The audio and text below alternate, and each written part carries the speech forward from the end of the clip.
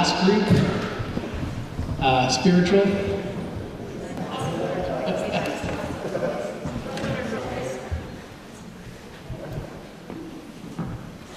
Hello everyone. Within our group, we were talking about the family level within spiritual, and we looked at various terms, and it was a toss-up.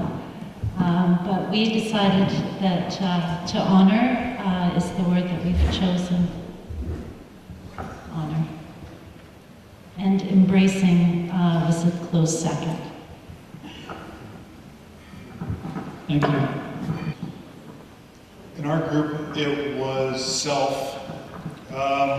We had a great discussion, and if it's self-understanding, self-love, or self-value, we each stated how individually we need to do different things to find our own values and what makes us spiritually happy. And then from there, our families will see that we're happy. And then from our families, community, from community to our cities, our nations.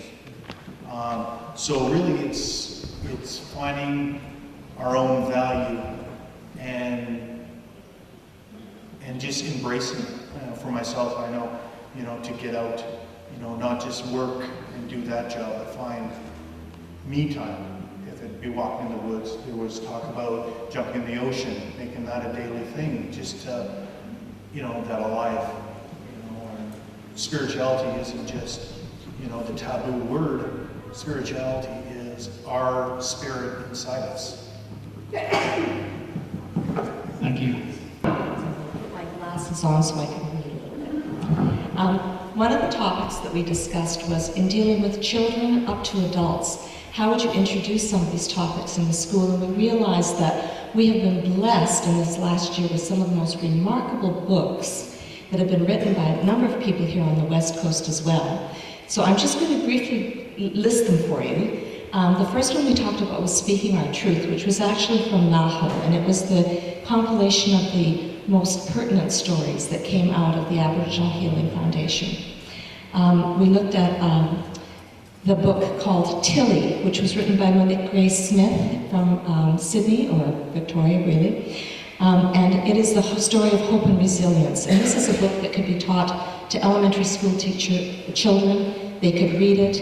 It is a non-judgmental, incredible journey of a woman who is learning from her grandmother, finding out what it is to be First Nations.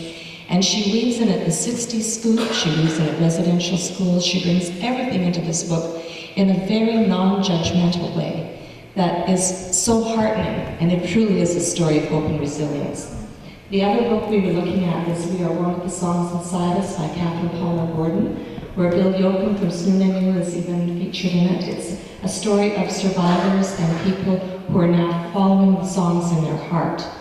First Nations individuals, there's about 20 people's stories in that book. And then there was the book Indian Horse by Richard Wagmus and the 60s Scoop. All of these books tell the stories that need to be heard by all Canadians. The suggestion was that everyone in a professional school or skills training program in Canada should be exposed to the Aboriginal truth and history and learn cultural competency as a result. It's like finding a leadership pool to share the stories, and BIU has really set the standard in Canada in the health and social sciences area by incorporating some of these stories and understandings into their curriculum. But this was to advance curriculum development to all universities across Canada, to teach levels of compassion to the healthcare industry, to teach teachers how to approach and how to deal with situations that they are finding in the school.